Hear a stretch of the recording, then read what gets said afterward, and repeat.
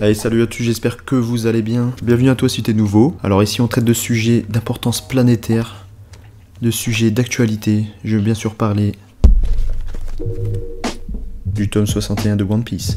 On en est au tome 102 du con.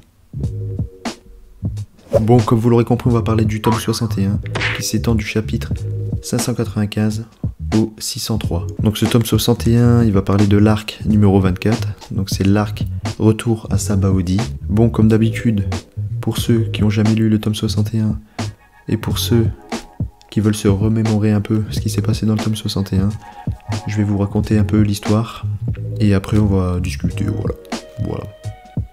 Ouais, on va discuter. Discutons, oui. Alors pour la story du tome 61, je divisais en 6 parties. Donc vous pouvez retrouver ici. Donc il y a aperçu du nouveau monde, la bande à Luffy, apprentissage du Haki, retour à Sabaody, fake équipage de Luffy et un nouveau départ. Allez, on commence tout de suite.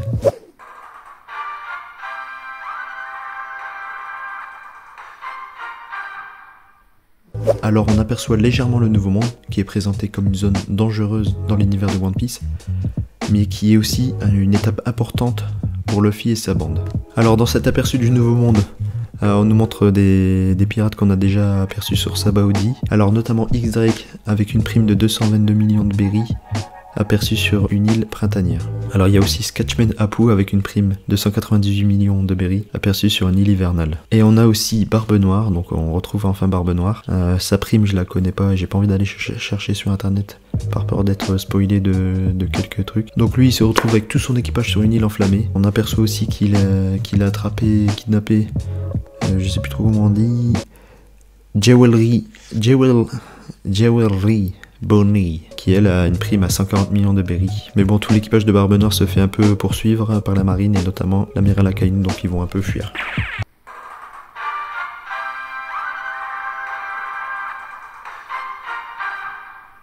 Alors la bande à Luffy, après avoir appris que le rendez-vous n'était pas dans 3 jours, mais dans 2 ans, se sont dit tiens, si on se faisait pas un petit entraînement, hein, pour s'améliorer un peu. Voilà, on a besoin de soutenir notre capitaine. Donc je vais pas tout mettre toutes les images, mais en fait, en gros, se sont remémorés un souvenir avec Luffy. Ils se sont dit pour toi Luffy, je vais m'entraîner pour que tu puisses atteindre tes rêves. Ton rêve.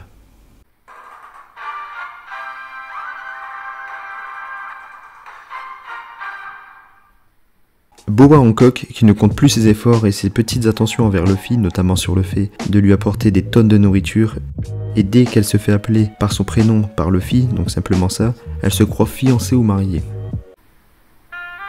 La logique de Boa Hancock. Eh mais... Bébé, faut qu'on y aille là.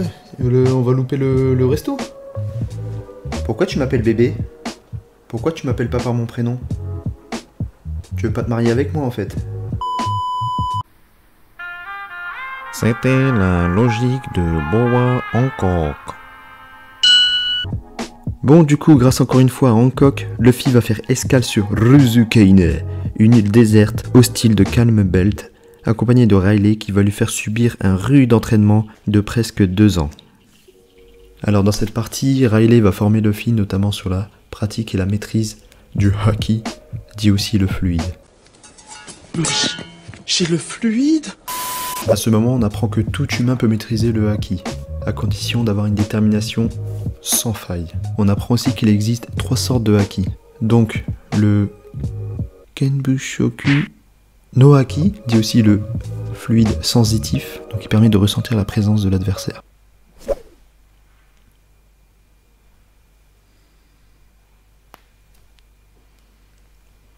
Foutu moustique. Deuxième, le Buso Shoku no Haki, donc le fluide combatif, une sorte de puissance externe décrite comme une armure, comme un bouclier invisible. Plus cette armure est puissante, plus les dégâts infligés seront importants. Donc quelque chose d'important, on apprend aussi que les corps d'apparence invincibles, notamment pour ceux des détenteurs des pouvoirs du démon du Logia, donc notamment les 3 amiraux, Smoker, peuvent être attaqués, peuvent être touchés par le fluide, et donc subir des dégâts. Est-ce qu'on aurait le droit à une revanche en perspective sur l'amiral Akainu? Un dernier Haki, Haki. Haki. Le Aoshoku no Haki, dit aussi le fluide royal, qui permet d'intimider et de paralyser les ennemis autour de soi. Donc ça me rappelle aussi, Ace, quand il s'est vénère contre l'équipage de Blue Jam, et aussi Kobe. Donc là, Kobe, durant la bataille à Marineford. Avant de se lancer dans le rude entraînement avec pour maître Riley, Luffy retire son chapeau, signe qu'il met en pause, on va dire, son statut de pirate.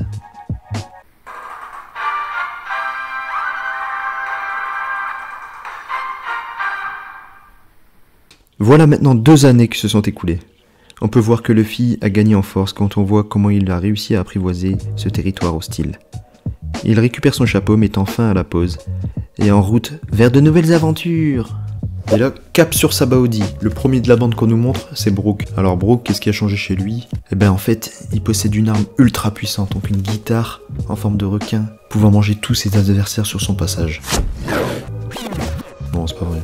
Ah non, Brock, à la Majin Buu, on voit clairement qu'il a absorbé Doflamingo. On voit son écharpe et ses lunettes. Oh, c'est clairement Doflamingo. Non, c'est pas vrai non plus. Donc Brock, on voit pas d'évolution au niveau de ses pouvoirs, ni niveau physique. Déjà, son physique, à mon avis, il va pas trop évoluer. Mais c'est surtout, vu qu'il fait pas mal de concerts et que c'est le musicien du groupe, à mon avis, il s'est amélioré dans ce domaine. Alors le deuxième à faire son apparition dans le manga, c'est Sanji. Alors lui, on voit qu'il a clairement une nouvelle barbichette saillante et qu'il a développé un nouveau pouvoir. Un radar pour localiser des femmes. Je sais pas si ça va être utile. Nami, elle, présente une longue chevelure et se trimballe en bikini. Et surtout, elle a un nouveau pouvoir du climat. Alors Usopp, lui, c'est un de ceux que je trouve stylé, donc esthétiquement. Hein. Il a une nouvelle tenue, donc sa salopette, et une longue chevelure et un chapeau de gueux. En vrai, il est stylé. Et lui aussi, il a développé de nouveaux pouvoirs, notamment le Purple Green. Concernant Robin, elle a aussi une nouvelle tenue qui est archi stylée, et surtout, elle a plus sa frange. C'est pas surtout, en vrai, ça change rien. Donc elle aussi, elle présente une longue chevelure. Et niveau pouvoir, on voit pas trop, mais elle, je pense qu'elle a surtout acquis de la connaissance aux côtés du père de Luffy. Chopper, lui, de son côté, a une nouvelle tenue vestimentaire. Et voilà, c'est tout ce qu'il y a pour lui. Alors Franky, lui, de son côté, lui, il y a tout qui a changé. Alors lui, limite, on le reconnaît même plus. Alors ses épaules, donc c'est des sortes de bombes. Voilà, ses épaules, c'est des bombes. C'est des sortes de bombes. Ses avant-bras qui font 20 fois la taille de sa tête. Et il a des jambes très minuscules. Voilà, tout son corps a changé. Donc à mon avis, lui, il est devenu très fort. Donc il doit cacher plein d'armes un peu cachées partout dans son corps. Bon, franchement, moi je le préférais un peu avant, mais bon, le temps de s'habituer, hein. Voilà. Et le dernier, c'est notre Zoro. Alors lui, c'est la meilleure. Il arrive, c'est le premier à être arrivé. Du coup, vu qu'il se faisait chier, il s'est dit tiens, si j'allais pas sur un bateau. Alors déjà, il se trompe de bateau. Il plonge avec le mauvais bateau et il s'en rend compte après. Du coup, vu que je me suis trompé de bateau, bah je vais bousiller votre bateau. Et vous aussi, je vais vous défoncer la gueule en fait. Ouais, c'est normal. Je me suis trompé. Vous subissez. La logique de Zoro. Ça, c'est mon nouveau moyen de locomotion. Élément incontournable pour conquérir le nouveau monde. Ouais, vitre avec vue arrière pour anticiper les attaques des ennemis. Carrosserie lisse et brillante pour un meilleur aérodynamisme. Vitre avant solide pour parer les attaques de la marine. Et ce dont je suis le plus fier, ouais, c'est ça, des roues. Ça, c'est des roues qui roulent vite. Bon allez, moi faut que je te laisse. J'ai le One Piece qui m'attend. À la revoyure.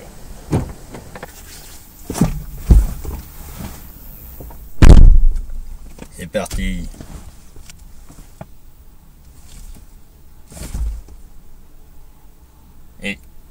T'es qui toi?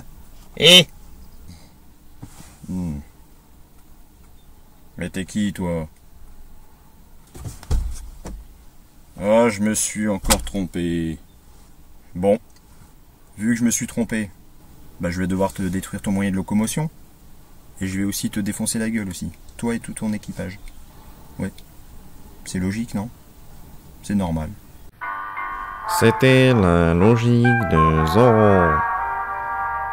Bon, sinon il a l'air d'avoir pris en puissance et il est vraiment stylé. On voit qu'il a subi un rude entraînement parce qu'on voit qu'il a perdu un œil.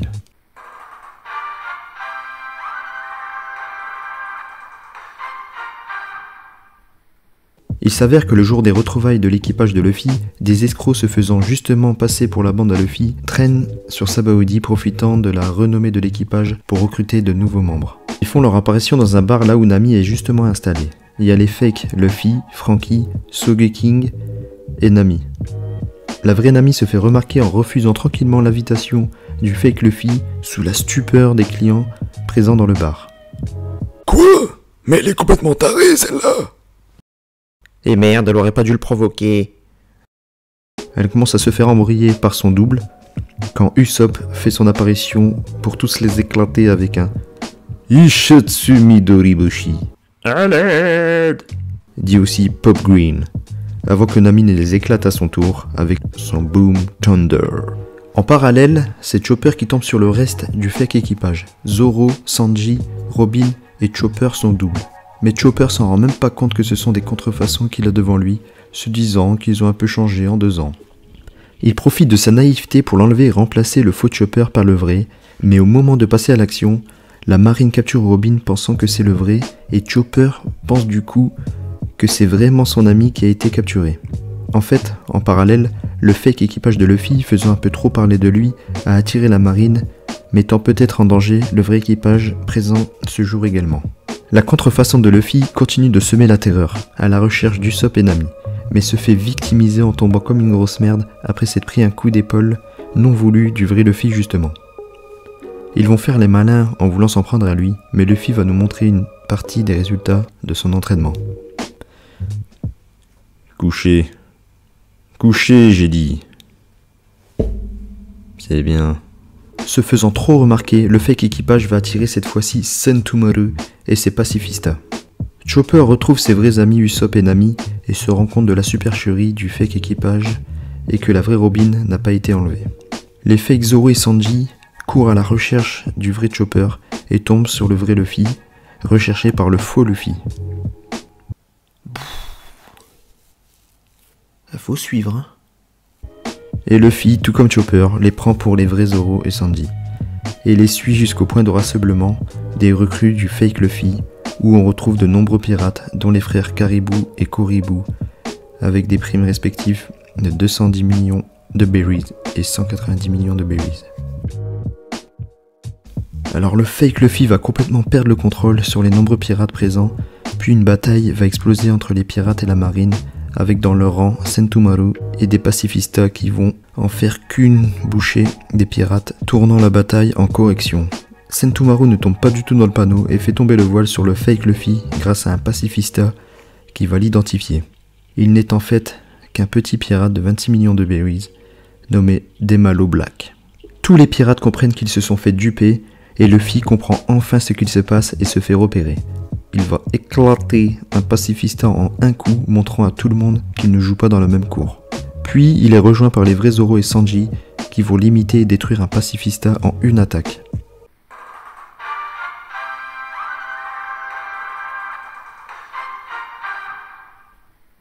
Et ça y est, voilà maintenant 2 années qui se sont écoulées. On retrouve enfin l'équipage au complet. Bon, je dis enfin, mais j'ai juste tourné la page et c'était 2 ans plus tard. Hein. Donc leur voyage vers le nouveau monde va se faire sous la protection de Riley et de Boa Hancock, ainsi que tous ceux qui ont pris soin de nos amis durant ces 2 années. Protégé par une substance spéciale, le Sunny plonge enfin et file vers l'île aux hommes poissons. Un danger malgré tout attend nos amis, car le fameux caribou, la mèche molle, dit aussi les cheveux gras, est parti à leur poursuite, bien décidé à en finir avec eux. Il a par ailleurs éliminé le faux équipage de Luffy, et on apprend qu'il s'était proposé comme recrue pour tous les éliminer de l'intérieur. Fin de la story du tome 61. Bah franchement, j'ai bien aimé. Moi j'aime bien, j'aime de plus en plus en fait One Piece. Avec ce fameux fake équipage, on savait qu'ils n'étaient pas crédibles comme ennemis. Donc c'était on va dire un tome de transition. On voit l'évolution de nos personnages. On voit pas tous les pouvoirs de tous les personnages, mais on sait qu'ils ont quand même progressé quoi. qu'est-ce que j'ai retrouvé à dire dans ce tome? À un moment donné, on voit une page de garde, on voit Ace, Luffy, donc Sabo, mais on le voit genre en mode adulte quoi. Est-ce que ce serait un avant-goût de quelque chose? Est-ce qu'on va le revoir bientôt? On va voir. Bah après, sur l'image, on voit aussi Ace et on sait qu'il est mort. Donc c'est peut-être juste une image comme ça. Je me fais peut-être des films. Mais il faut s'en faire, hein, faut de l'imagination un peu. Ensuite, donc Luffy apprend par Riley qu'il peut, grâce au fluide, faire des dégâts sur les corps, on va dire vaporeux, pour les personnages du détenteur du pouvoir du Logia. Mais il ne parle pas de l'amiral Akainu, donc à mon avis, il n'y a pas trop envie de se venger contre lui. S'il veut faire une vengeance, peut-être contre Barbe Noire, parce qu'à la base c'est à cause de lui tout ce bordel. Donc voilà, affaire à suivre. Le mystère Bartholomew Kuma, ça y est, révélé au grand jour. Donc en fait, on va dire c'est un membre de l'armée révolutionnaire de Dragon, je sais pas trop comment on dit. Donc maintenant il est aux mains de la marine, par contre ça on sait pas pourquoi. Et petit à petit il va perdre sa personnalité. Donc en fait quand il a éparpillé tout l'équipage de Luffy, au final c'était pour les protéger et pour qu'ils progressent chacun de leur côté, un allié. Par contre ce Kuma, il a effectué une dernière mission, donc c'est de protéger le Thousand Sunny, donc le bateau de notre équipage. Et donc cette mission vient du docteur Vegapunk, donc c'est son chirurgien. Donc est-ce que le docteur Vegapunk est un infiltré de l'armée révolutionnaire chez la marine? Non, on sait rien. Affaire à suivre, hein, comme d'habitude. Et ensuite, ce fameux caribou, dit aussi la mèche molle, ou les cheveux gras. La mèche molle. Donc lui, il a l'air d'être détenteur du pouvoir du Logia. Donc je pense qu'il faut pas le sous-estimer ce personnage. Il va y avoir un affrontement entre l'équipage du chapeau de paille et l'équipage de Caribou. C'est là on va pouvoir découvrir les pouvoirs qu'ont pu développer nos amis. Donc lui à mon avis, faut pas trop le sous-estimer ce Caribou. Hein, des Logia, il y en a pas beaucoup. Après je dis ça, mais ça se peut il va se faire éclater par Chopper non transformé en 2 secondes. On n'en sait rien, hein. Enfin ceux qui ont lu ils savent, mais moi je sais pas. Donc affaire à suivre. Bon, j'espère que la vidéo vous aura plu. Si c'est le cas, n'hésitez pas à mettre un pouce. En tout cas, je vous dis à très bientôt.